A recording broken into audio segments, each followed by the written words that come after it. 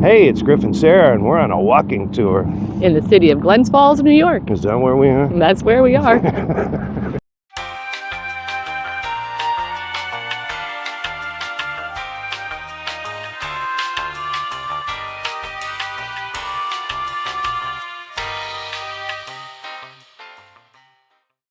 Alright, this may be the oldest house in Glens Falls. It was built in about 1850 or earlier.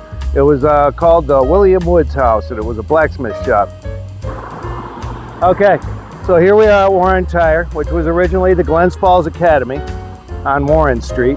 It was a private high school in Glens Falls, and you can still see, if you look under the three windows, where it says Glens Falls.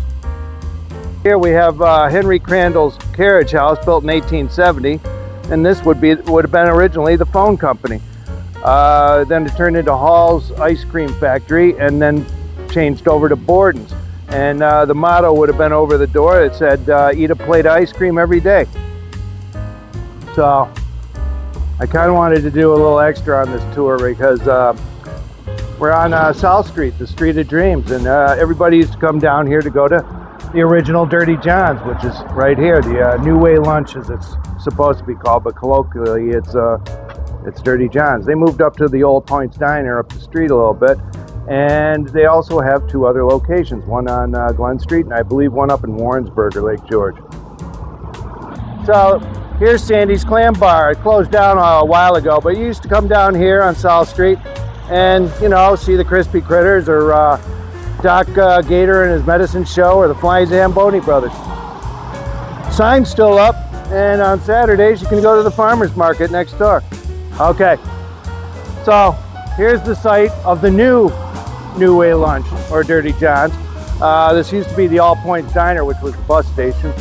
So this is the site of the Empire Theater. It says so right up at the top. I don't know what it is now. I think it's some kind of a restaurant. But it was built in 1899. It was known as the Pleasure Palace. It had card rooms, a banquet room, a ballroom. Okay, so this is the Civil War monument. It was dedicated in 1872 and designed by R.T. Baxter.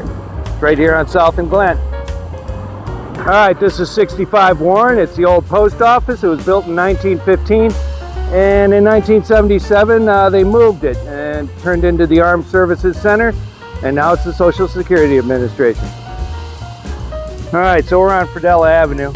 And these four houses were built by a contractor named Joseph Fredella, and it's supposed to be reminiscent of buildings found in Italy. Okay, so here's the Hyde Museum. It's right down Warren Street, and it was founded by Louis and Charlotte Hyde, and it has everything in there. There's Renoirs, there's a Picasso, there's even a Van Gogh in there, and there's a load of Rembrandts and a bunch of stuff from the Renaissance period.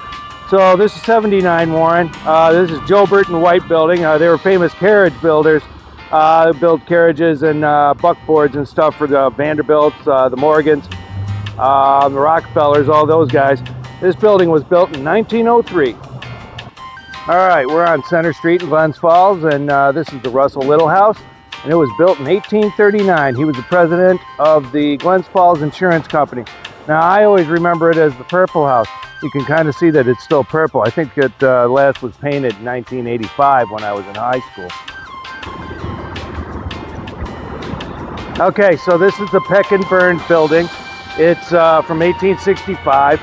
It was then the Merchants Bank and then the Burns News Agency. The Burns News Agency was right here. My Uncle Walt and Dave Boy ran that for years. All you old timers might know who they are. So this is the Cowless building. This is One Ridge. And it was built in 1867. Marcus Cunningham was the designer. It was also the original site of a tavern that was in the village owned by Abe Wing. All right, this is 42 Ridge. This is the City Hall. It was originally built in 1900 as a village hall before they separated from Queensbury. Looks like it's under construction, getting a little restoration. Of course, one of the largest employers here in Glens Falls is Finch Brine.